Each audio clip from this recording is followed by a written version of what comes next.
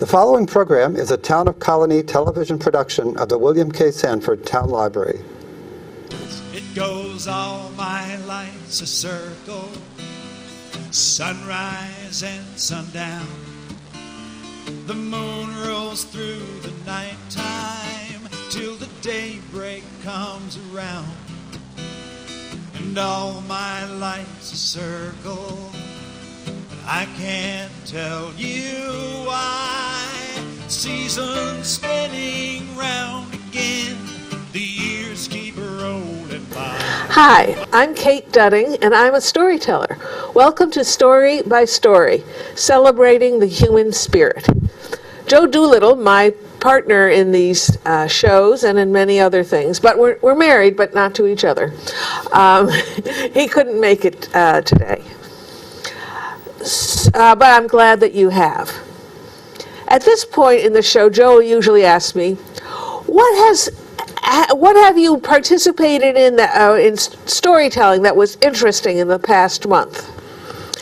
And clearly the answer for last month was the 25th anniversary of the Interfaith Story Circle that was started by my dear friend Gert Johnson 25 years ago. The first meeting had 3 people, including Gert.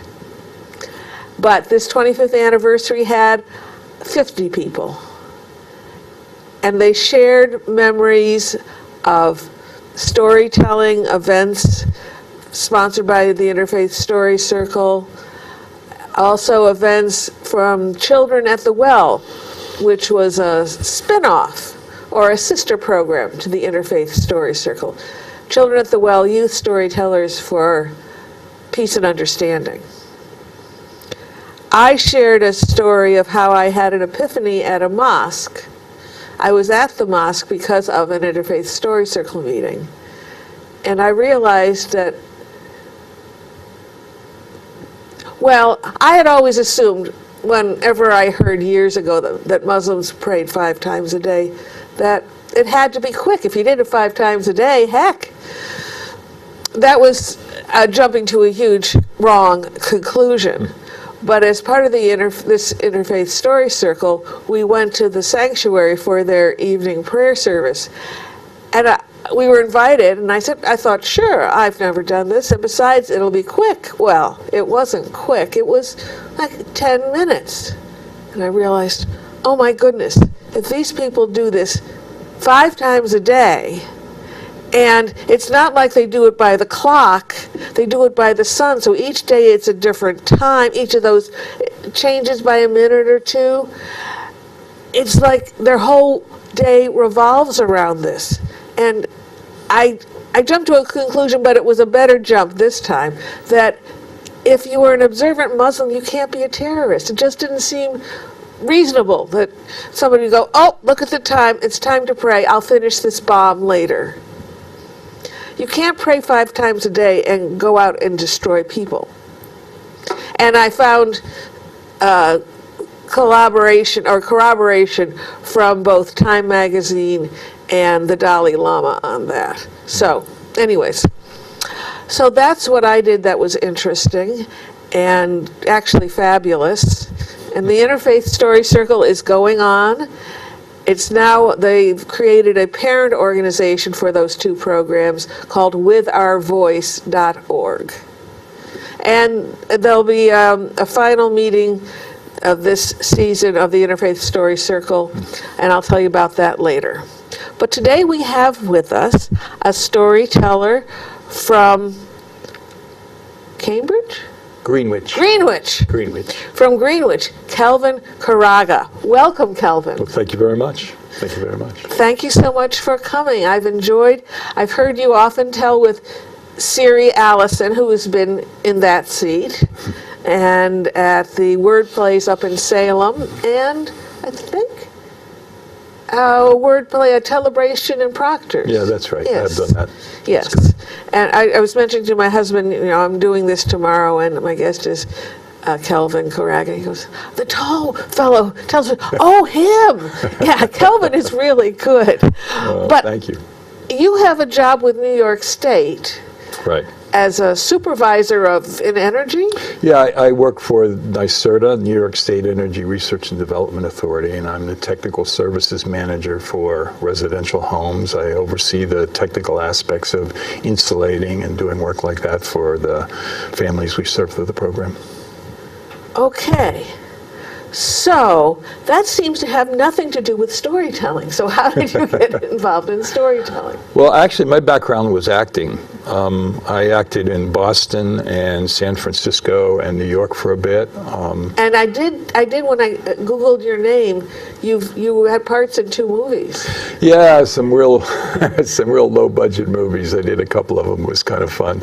I got into acting because I really love doing characters, and that was. And I feel like I have this inclination to kind of inhabit different people and perform them. Some of my idols were people like Laurence Olivier, who was amazing at transforming into different characters every time he performed. And that's the kind of acting I wanted to do. And I had some opportunities in Boston especially to do very different kinds of roles all the time. When I moved to New York, though, it was kind of like people would say, just be yourself, just be yourself. A guy in his 30s, be yourself. And it wasn't as interesting to me, and I wasn't really making it the way I wanted to. So then I got inspired to do this work, which has been my life work and my passion. And I walked away from acting, and I never regretted it. I just love what I do, and it's just very, very, very fulfilling. And I work with a great team of people who do this work and are dedicated to it. So it's been a great mission in my life. But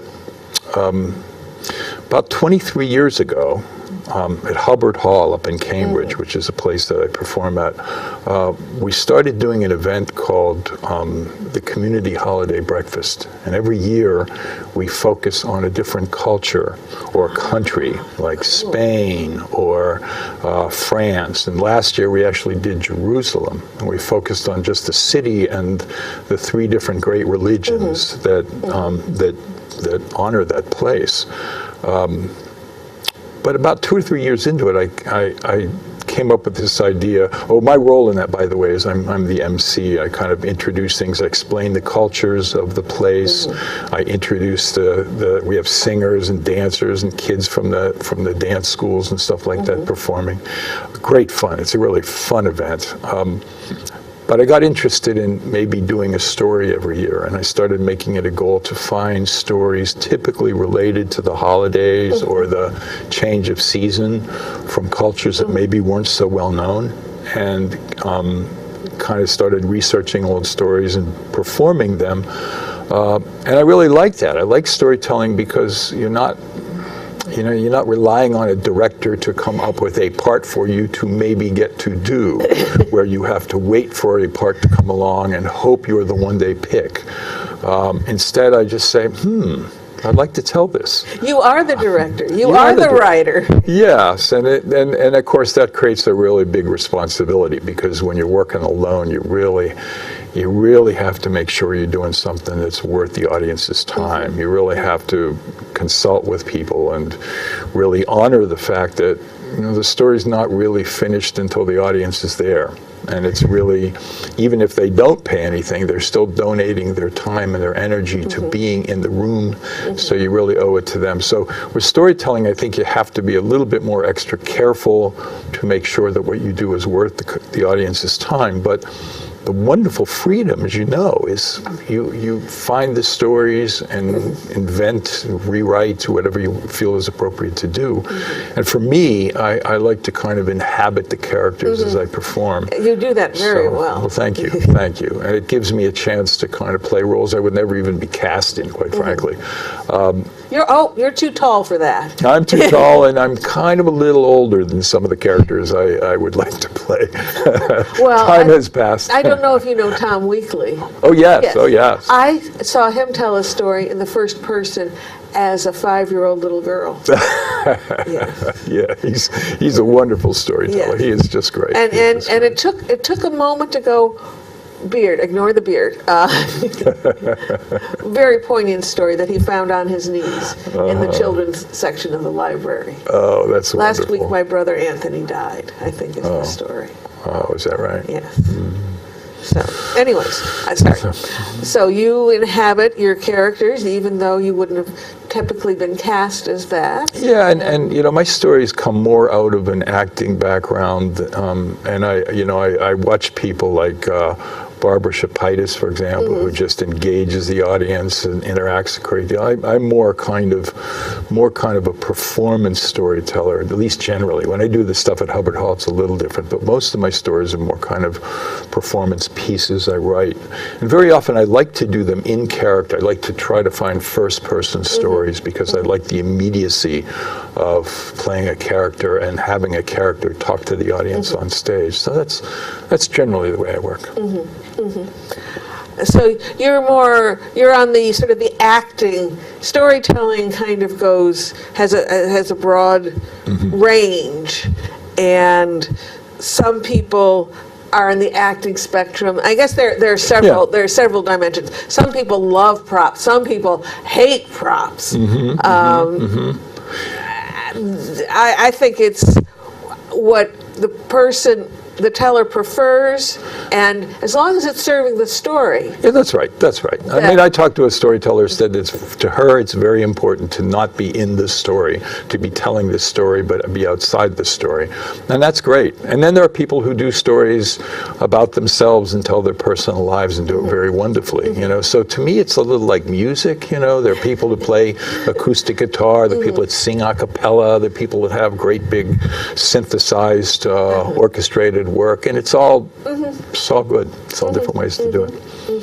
And in my work of telling stories of real people who made a difference, finding their words to me is really key. It opens up who they are. Yes. That the father of Standard Time, Charles Ferdinand Dowd, was the head of the Temple Grove Ladies Seminary in Saratoga. No kidding. But he thought it was stupid and ridiculous and just awful that there was no standard time. When railroads came to be, it didn't matter before the railroads. You know, it's about noon. Seems to be as high. The sun is as high as it's going to be. But once railroads came to be, there were schedules. Very important if there was only one line and trains went both ways on it. Yeah. But also schedules for people to catch the train. And in Albany, there were 4 clocks set to local time for Albany, local time for New York, because some of the trains that went through there, all the train companies decided what local time they were going to use for their standard. That ended up with 800 different standards. And there were trains with 3 different standards going through Albany: New York time, Buffalo time, and Boston time. And people had to keep track of all that kind of stuff. So he had nothing to do with that, but he just thought it was ridiculous, and he came up with the idea of time zones. And then he had to persuade people. But anyways, the railroads standardized in 1883 on November 18th, I think it was. And I thought, gee, if the Saratogian existed then, and I were the editor, I would have sent somebody out to talk to Charles Ferdinand Dowd, to interview him on that day or the day after. And son of a gun, that was all true. And the article had, it was just question and answer, which is just what I wanted. Excuse me, not at all typical newspaper article that you find today. And the last question was, did you receive any pecuniary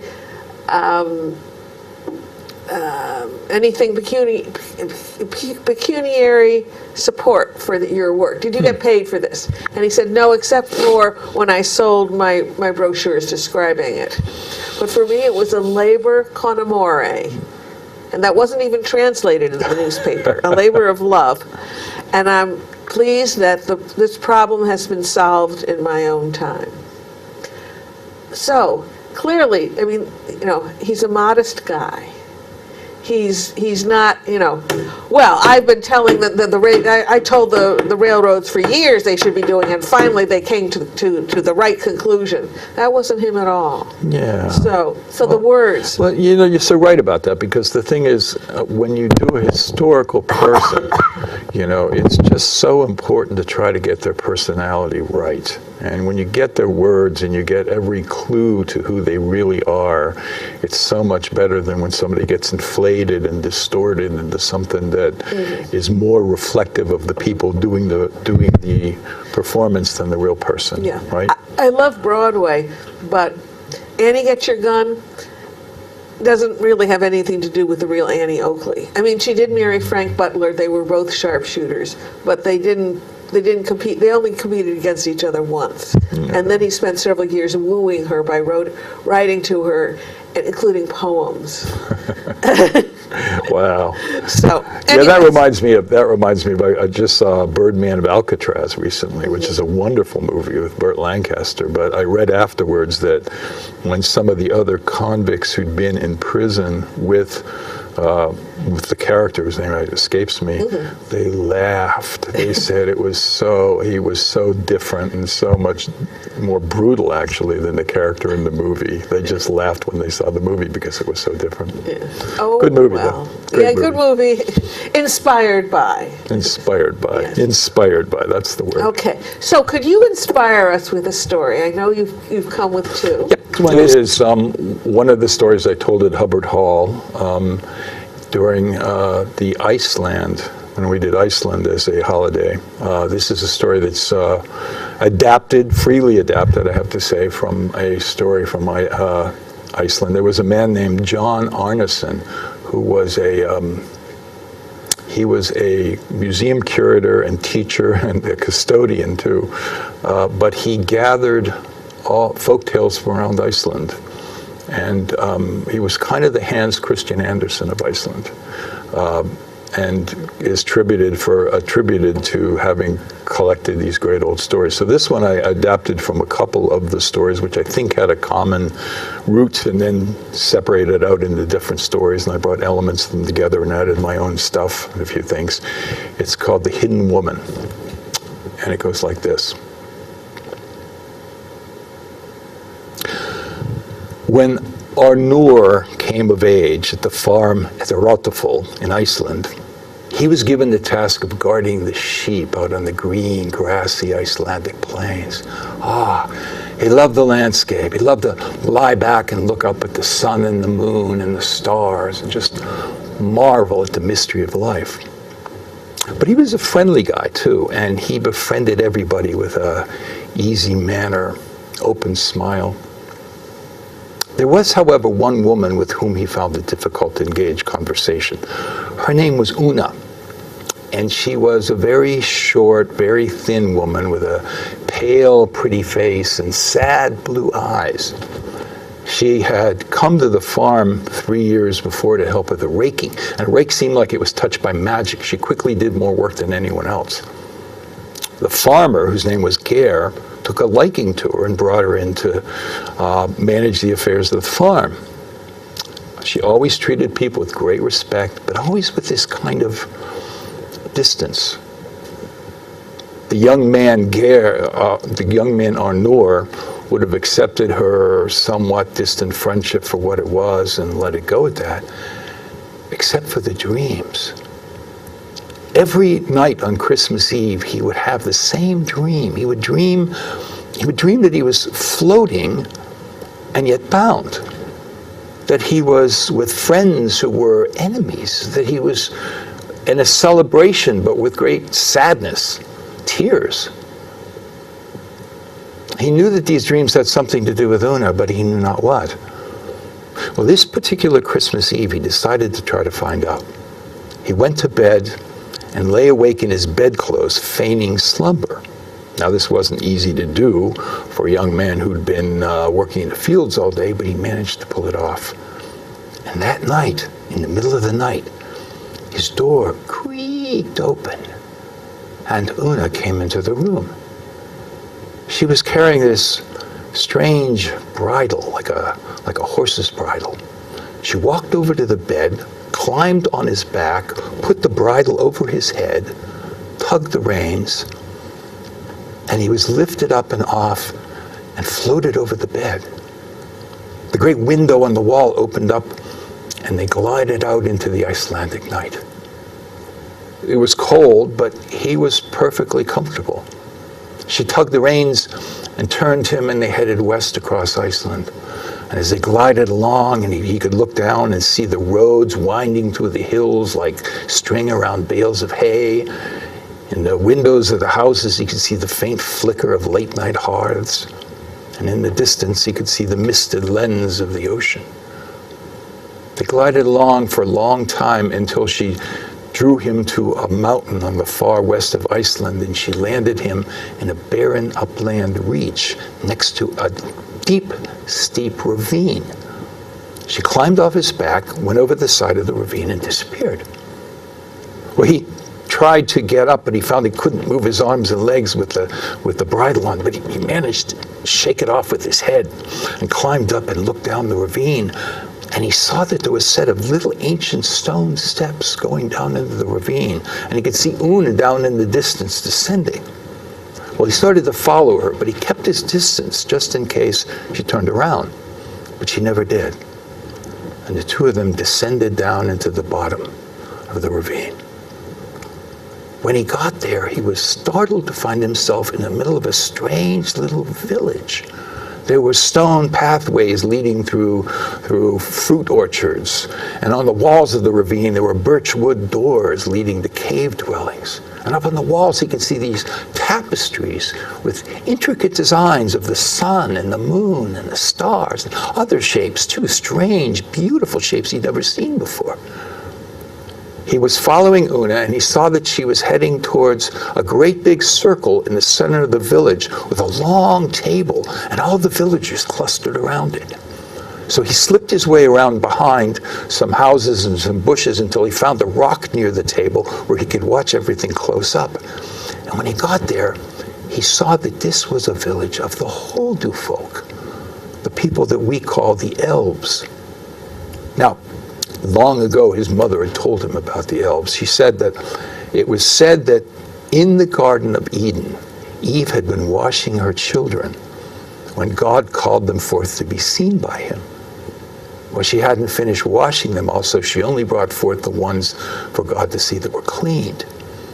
The other ones, unseen by God, were condemned to live their lives under rocks, in caves, and in distant villages far away from their cousins, the humans, who grew to look on the elves with suspicion and mistrust. Here was a very gathering of those folks. And he could see on the table, he could see leaf bread and mutton stew. And he saw that this was a celebration of the Yule, of the great turning of the wheel of time that's celebrated during the holiday season. Well, now as Una approached the table, all of the townspeople stopped to look and stared at her.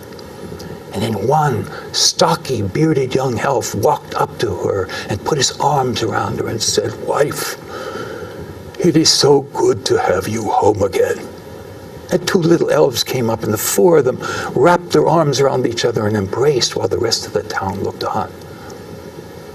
The one exception to all this was a wizened old woman with yellow skin and crooked teeth who was tearing mutton off of a bone and eating and completely ignoring Una's arrival.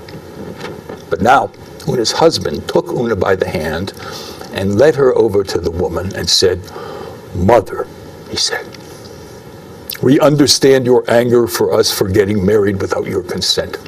And we understand that is why you condemned and put a curse on Una that she should live among humans for all of the year and only return to us for 1 night during the Yule.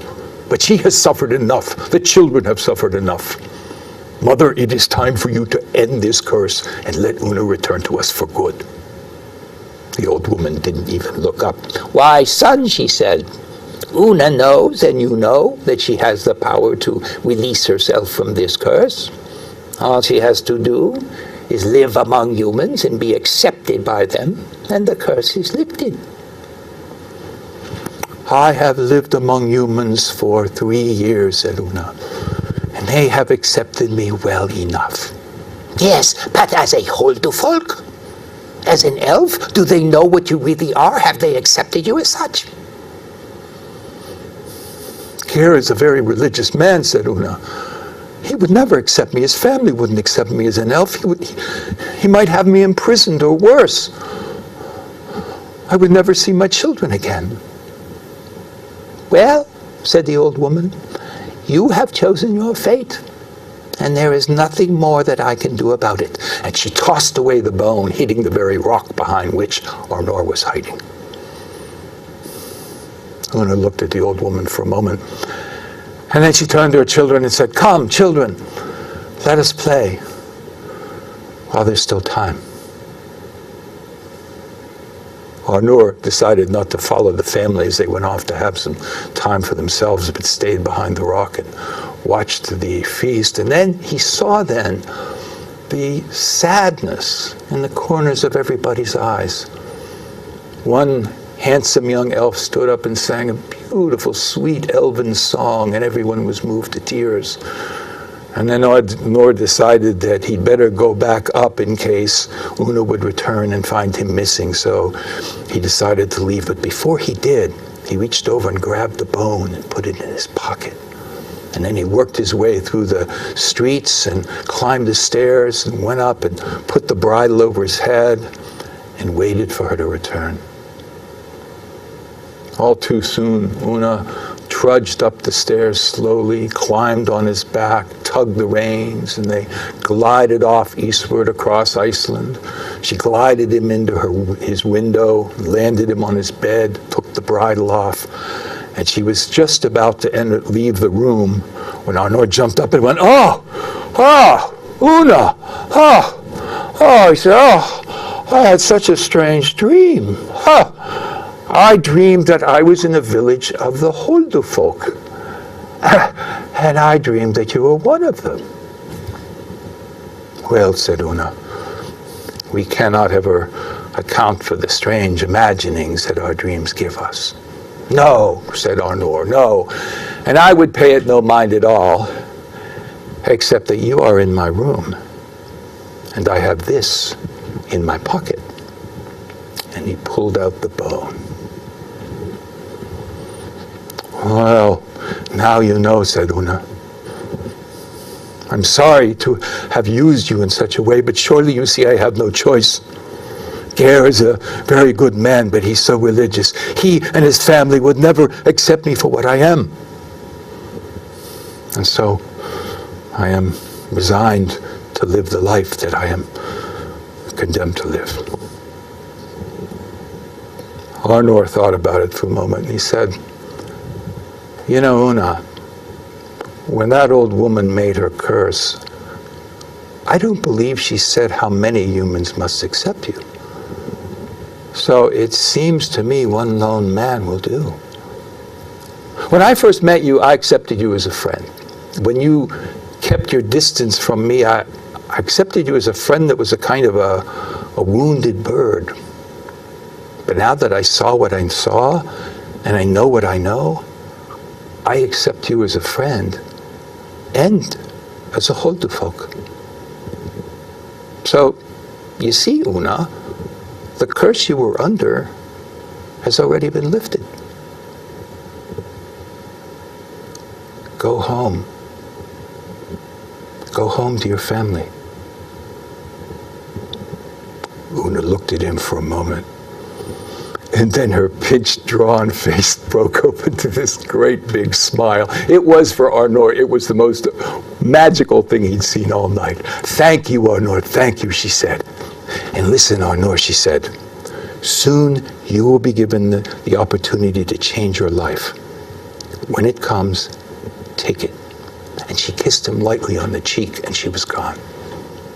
Well, in the morning, Ger and his family were surprised and disappointed to find a note from Una indicating that she had left the farm to return to her family and wishing them all a happy Christmas and farewell.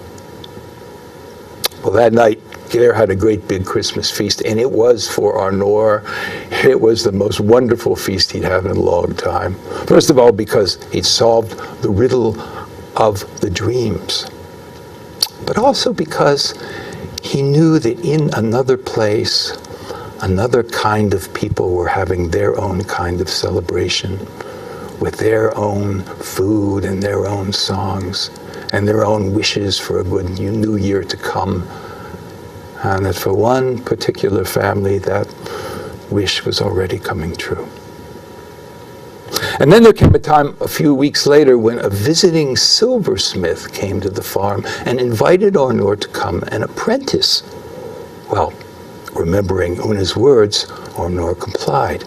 And over time, he became known throughout Iceland for his beautiful, beautiful silverwork, intricate designs of the sun and the moon and the stars, and other shapes as well, strange, intricate shapes. Shapes that were unknown to the mind, but somehow familiar to the heart. Thank you.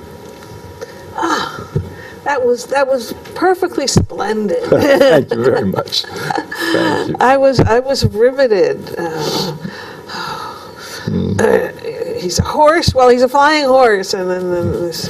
And that nasty old woman. And, yeah, that was fun to work on, and that was kind of example to me of where, I feel sometimes it's very important to tell stories exactly like they're written, but other times I think it's better even sometimes to adapt them, and there's a couple reasons for that. One is that I think that very often a culture assumes that other people in the culture know the culture, so they don't describe it. So, for example, how many stories you've read where it says the king had a feast? It's a feast, and nobody knows what the food is. So, one of the things I like to do is I say, well, what would somebody eat in that culture? So, in this case, it's leaf bread, which is a kind of a bread made in Iceland, and the doors of the cave are birch wood because that's the predominant wood. So, like fitting those kind of details into the story in a way that brings the culture more to life, I think is a real important thing to do. And giving it the context. Giving it the context. That, as you said, everyone there knows, so it's not part of their story. Right. But that outsiders need to really understand. No, that's right. And then stories are, there's the difference between a written story and a performance story. And a written story, you can do things where the audience has time to think, but you can't do that in performance. If you do something that has a complex concept that people start having to figure it out, then they're not listening anymore. They're going, well, what is that? Oh, what's the implication of that? So, and then of course there are things like you don't necessarily always have to say, he said angrily. Oh, you right, can just right, say it right. angrily. Right, exactly. That's like, no, you're following the text too closely. Yeah. So you can drop that stuff off and create it through your performance, So that's important too. And then of course a lot of stories are translated anyway. And in this case, that story came from two stories. One of which was called Una the Elf Woman, and I didn't want to give away what was going on by calling it that or using that up front. Sometimes I have two titles. Yeah. The one for the program and the one that really says it to me. Yeah, that's right. That's right. It's great to do it both ways, but it's fun to choose those things. And I think that if you look, of course, you probably know the Cinderella movement, where I think somebody's recorded over 300 different versions of Cinderella, and I think that's a wonderful reflection on storytellers' ability to improvise and bring something into the culture and make it their own rather than just telling it exactly like it's written. Now, did you ever hear the story about Cinderella and the glass slippers? Oh, well, there is a story floating around that it really wasn't, they weren't glass slippers, they were fur slippers. And the word for glass and fur in French are quite close. And when it was translated, it was mistranslated. No kidding.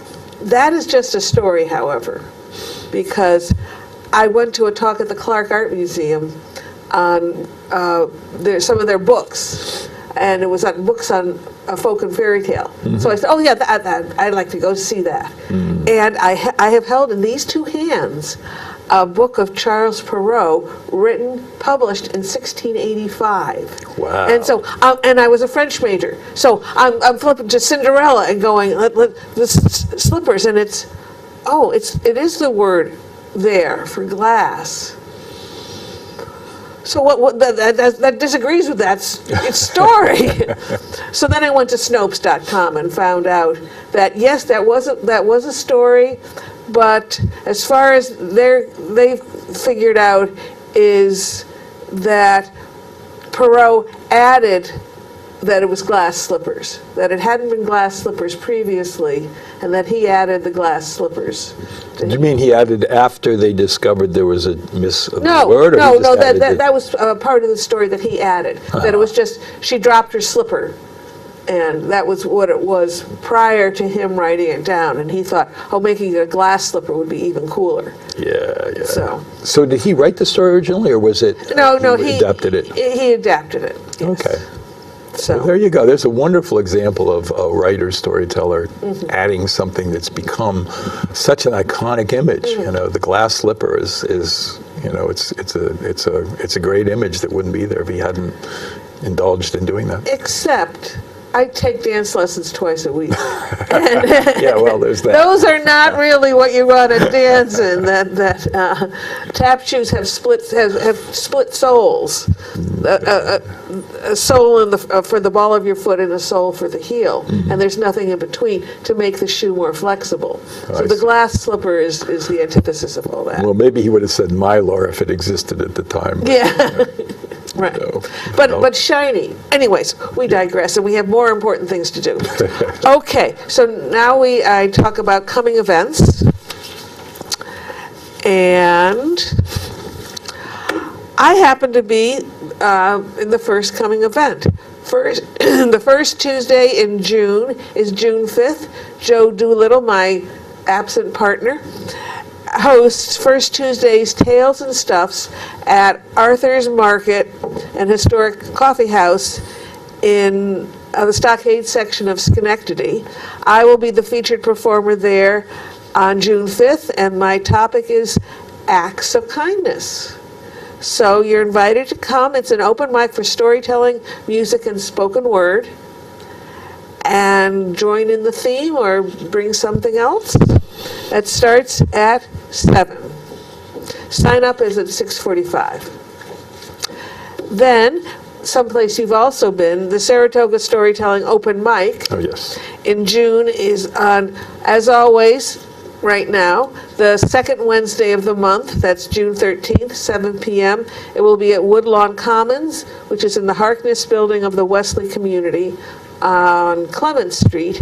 It's behind Hospice.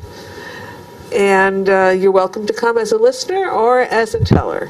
Again, sign up is at 6:45 if you want to tell. Then, as I mentioned earlier, the Interfaith Story Circle has a meeting in June also. Thursday, June 14th, 7 to 9 p.m. More stories from the LGBTQ community. They had a program last year that was very well received and attended, and so they're having it again at this time at the First Lutheran Church, ELCA of Albany. And their theme for their 25th anniversary year was the power of story. And so this is the last one in that series. They take July and August off. But their website, as you can see, is withourvoice.org/IFSC, Interfaith Story Circle. I'm their volunteer webmaster. Then I thought I'd mention that downstate from here is the Clearwater Festival, and they have a story grove. It's mostly folk music, but Jerry Burns and Barry Marshall, who have been here, the Story Crafters, have been hosting the Story Grove for, I think, at least 20 years. And they will be telling, Alan McClintock will be there, Mary Murphy, who has been there. Oh, Mary, yes. It's great. Jim Bruchak, we've had Jim's brother Jesse and father Joe, but I saw his picture was there, and other wonderful storytellers. So that's June 16th and 17th, Croton-on-Hudson. You can take the train down, and it's an easy walk from the train station over to where they have the festival. The next Story Circle meeting is on Wednesday, June 20th at the Pine Hills Branch Library in Albany. We share stories under development. We had a meeting here at the Colony Town Library recently, and I shared a story which I'm preparing for the LGBTQ storytelling in June for the Interfaith Story Circle. I came upon this story and I went about a remarkable woman doing work during the AIDS crisis in Tennessee. And I thought, oh, that fits. And, and I can add it to my pool of acts of kindness stories. So I'll probably tell that at Arthur's also.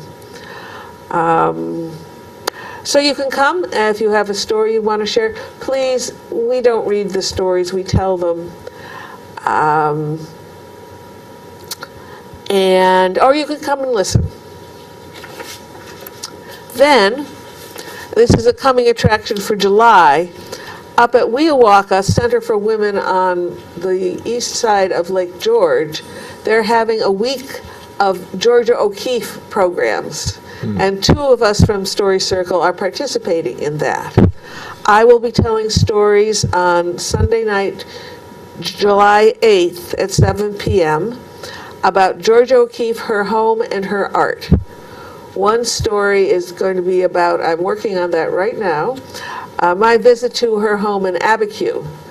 This was the second home she bought north of Santa Fe, and she bought it because it had a garden, and she wanted fresh vegetables. She was quite a healthy eater, especially for somebody in the 30s.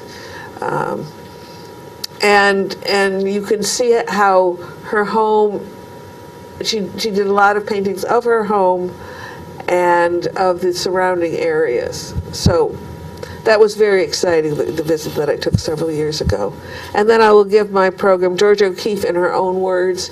She published a book in 1976, this wonderful book that has a reproduction of a painting and then her telling about the painting and what inspired her. So it's as if she's giving you a tour. I'm still talking as me, but I'm using her words. Then on Wednesday of that week, Claire Nolan will be impersonating Georgia O'Keeffe and telling about Georgia O'Keeffe's life through stories and pictures. So that's a coming attraction, and we always like to mention we have over 200 stories on demand via our website and YouTube. You can easily find it by going to storycircle@proctors.org and click on YouTube, and that's where you'll find this program. And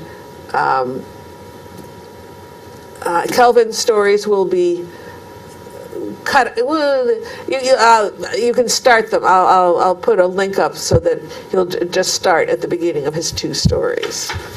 Great. So we have we're at 43 minutes out of 58. So we have just time for your 15-minute story. Great. This is Ghost Story. This is a story I wrote myself. And it's done in character, and it's called The Key.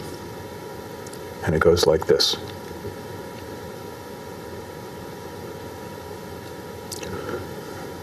A cold rain was falling and freezing into an icy grid as soon as it hit the pavement. There was just enough traction for driving, but just enough. I was drowsy when I left the lumberyard back where I worked, but a few miles back, my car had fishtailed, the rear end swinging into the icy ridge at the center line and then swinging over to the dirty sludge on the side of the road before I managed to straighten it out. After that, I was wide-eyed and white-knuckled, all my concentration going into the feeling of the steering wheel and the feeling of the tires on the road. It was way too early in the storm for any sand trucks. I had to get home before the road iced up entirely. There had already been enough wreckage on this stretch of highway for one season. Masterson Road's a pretty empty stretch of highway. Aren't too many farms or businesses on it, but about halfway home I passed the Pioneer Tavern. It's Smitty's place to us locals. I just kept going, though I didn't go in. I hadn't been in since that night 3 weeks before when I did something that I figured cost the life of my neighbor Ralph. Smitty's had been about half crowded that night. There was some kind of hopeless Knicks game going on 3 of the big wide screens and some poker thing on the other one. Ralph and I were sitting at a corner table. I was nursing a dark beer. He was knocking down highballs, big tall glasses with ripples on the sides. On the table in front of us was the key to his pickup truck. It was a big old Chevy key on a chain with a couple of pink dice. He was going on about his wife, how Helena shouldn't have been driving the truck that day, how she shouldn't be driving the truck at all, how women were terrible drivers in general. Truck was an old bare bones pickup from back in the day when trucks were just good, solid workhorses instead of the expensive mobile offices they've become today. It had belonged to his son Wesley. Wesley had banged out all the dents, puttied it up, painted it baby blue, put a little bit of white trim on the corner fenders, put in leather upholstery and a big chrome gear shift and a big old Hemi engine too. Wesley did all this when he was a teenager. And then Wesley went away to Iraq, came back in a box. After that, Ralph took to driving the pickup truck himself. Took to drinking heavily too. Well, that night as he went on about his wife, I knew enough to keep quiet about it. I knew that she was the one in the family with no points on her license. Besides, I knew that this whole talk about who gets to drive the truck was just some kind of realignment after the death of their son. It spoke of guilt and anger and recriminations that I wasn't in any position to judge. It's kind of like listening to an argument in a foreign language, except I was only hearing half the argument, and that was Ralph, and he was drunk.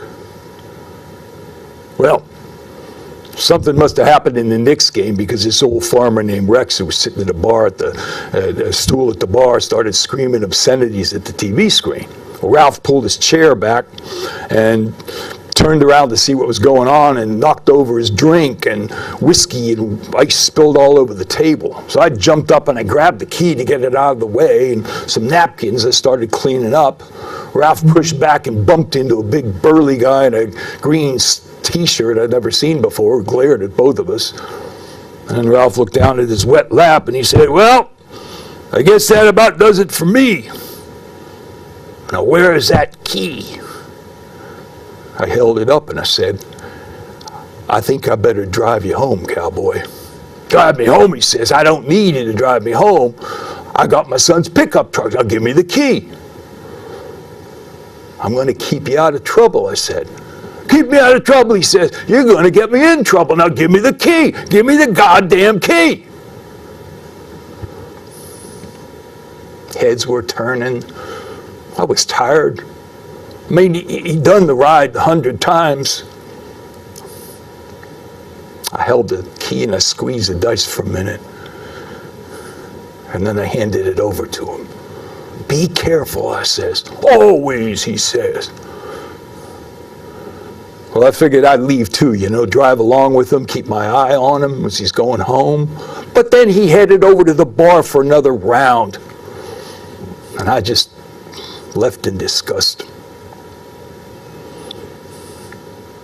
Masterson Road follows this valley, the railroad grade for a while, and then it curves up through the hills up to the little village where Ralph and I both lived.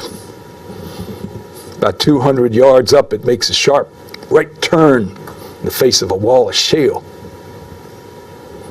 Ralph wasn't the first person to miss that turn, but the history of bad decisions didn't matter. He was still just as dead when his pickup truck smashed into the wall.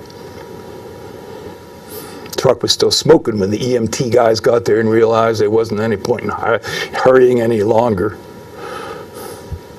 Must have been hard for them. They were friends of Wesley's. They'd known Ralph all their life. But they kept it out of their voices when they told me about it the next day. Kept it out of their voices, but not out of their eyes. I felt a kinship for them, I felt, I guess, what a lot of family members and friends feel when an alcoholic dies that way. You know, you feel like that there's one thing, one goddamn thing you could have done to stop it. Except I was blessed and cursed with knowing what I thought it was. I could have kept that key, I thought. And Ralph would still be alive today. Well, now on this night, 3 weeks later, I felt the rear end of my car swing a little bit again, and I realized there was no room in my mind for these recriminations that have been cycling through my head for the last 3 weeks. I just had to keep my mind on my driving. Well, the road had been empty up until then, but now I saw a couple of headlights in the rearview mirror coming up behind me, swaying slightly, driving too fast, coming up behind me too quick. Well, I resisted the urge to speed up, and I started looking for a place to maybe pull over. The side of the road was kind of dropped off gradually. It was doable, but I might get stuck. I looked behind me again. The headlights were coming up real fast. There was no choice, so I turned the wheel. But I must have turned it too quickly because suddenly my car fishtailed around again, the rear end swinging into the oncoming lanes. I felt this surge of hopeless panic as my car spun around like a carnival ride and then jerked to a stop.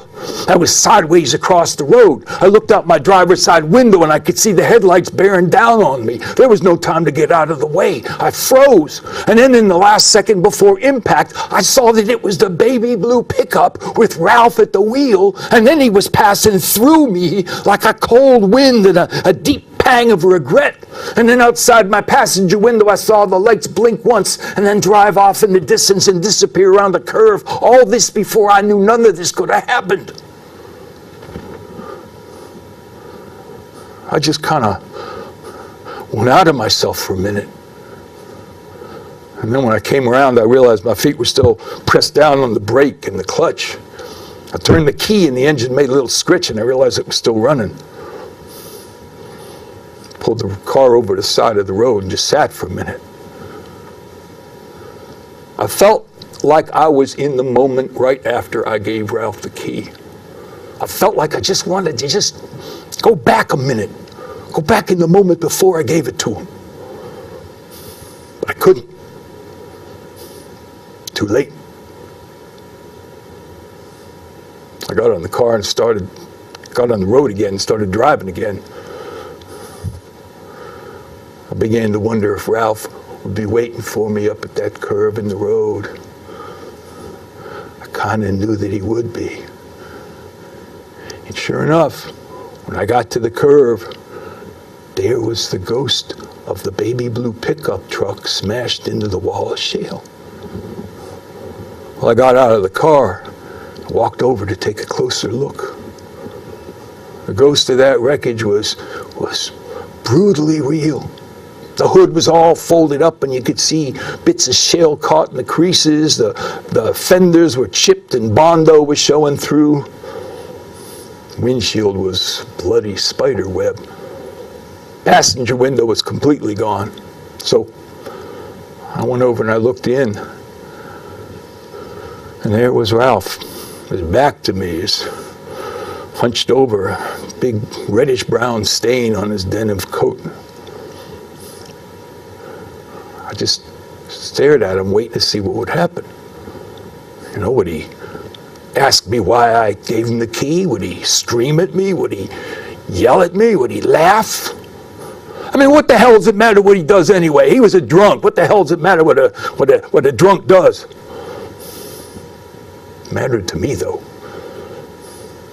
But the ghost of the corpse just remained silent and still.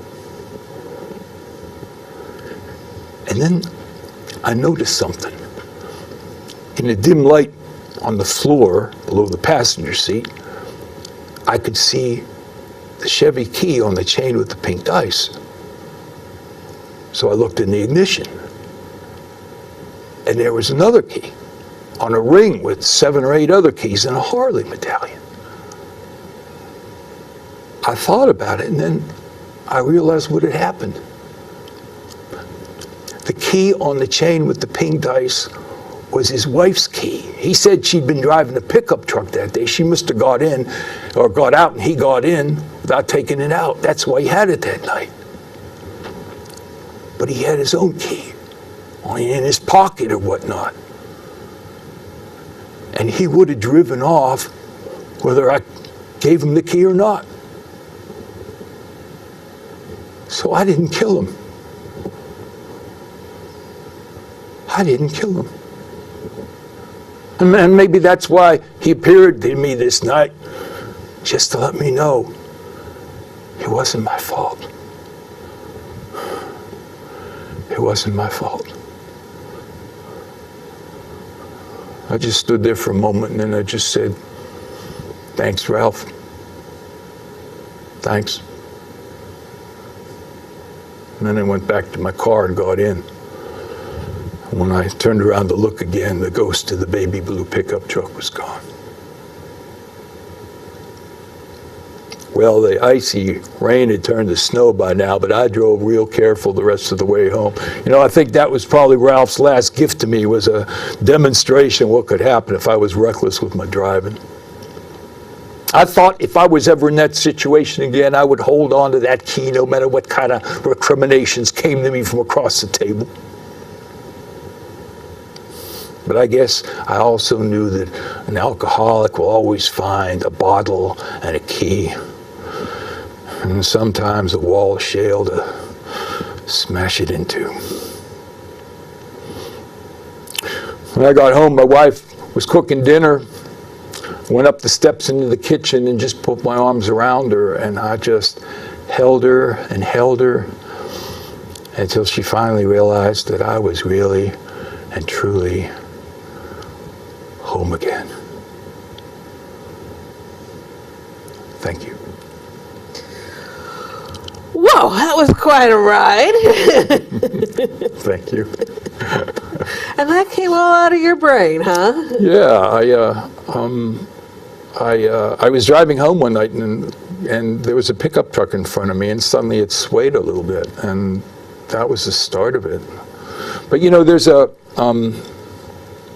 John Steinbeck, and maybe you've read this, East of Eden. In the beginning of the book, he does this tribute before the book where he uses the metaphor of calling his novel a box to put things in.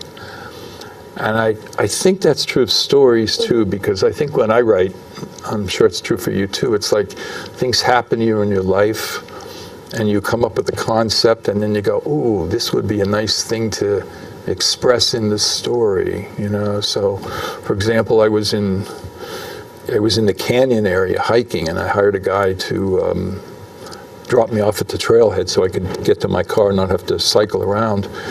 And it was this local guy that had an old Chevy pickup he had 300,000 miles on it. It was all rusted and beat up. It was his third engine. But you know, that that memory was one of the things I brought into the story as I started writing. So that's how it worked. So, unfortunately, we could talk for another hour, at least, but our time is done here. Thank you, Kelvin, for coming. Oh, it's an honor. Thank you so much for having me. It was a pleasure.